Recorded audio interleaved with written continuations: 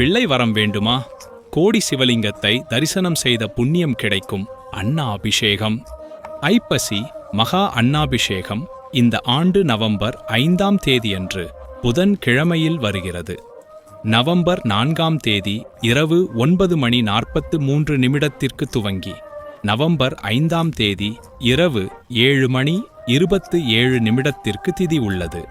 வழிபாட்டில் அனைத்து கடவுளருக்கும் அபிஷேகம் உண்டு என்றாலும் ஈசனுக்கு மட்டுமே அன்னாபிஷேகம் நடைபெறுகிறது. இதுவே அவரது தனிச்சிறப்பு. கல்லில் உள்ள தேரைக்கும் உணவு தருபவனாயிற்றே.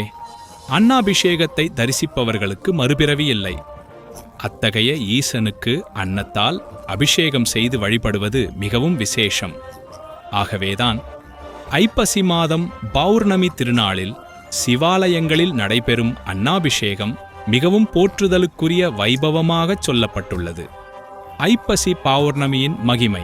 சகல உயிர்களுக்கும் அன்னம் அளிப்பவர் ஈசன். அதற்கு நன்றி கடனாக பரமனுக்கு அன்னாபிஷேகம் செய்து வழிபடுகிறோம். ஐப்பசி பௌர்ணமி தினத்தை தேர்வு செய்தது ஏன்?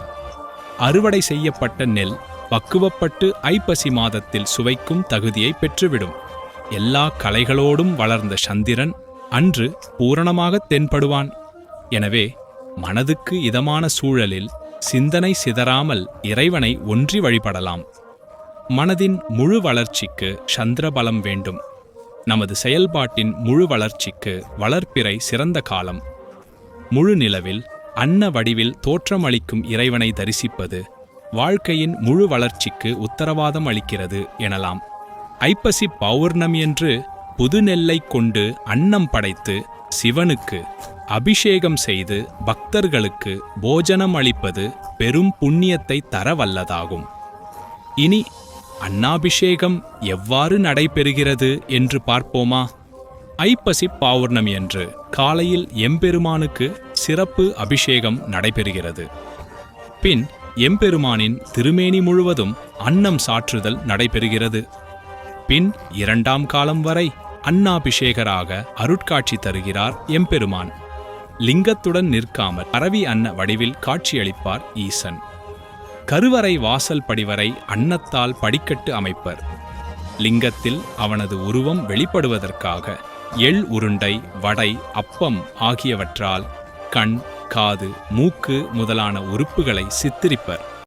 படிக்கட்டுகளில் கொலு வைப்பது போல் காய்கனிகள் பலவற்றையும் அடுக்கி வைப்பதும் உண்டு. பின்னர் விசேஷ தீபாராதனை நடைபெறும். அன்னாபிஷேக அன்னத்தை என்ன செய்ய வேண்டும்? 2ஆம் கால பூஜை முடிந்த பின் அன்னம் கலைக்கப்பட்டு பிரசாதமாக பக்தர்களுக்கு வழங்கப்படுகிறது. பொதுவாக அபிஷேகம் செய்த அன்னத்தை ஓடும் நீரில் கரைப்பது வழக்கம்.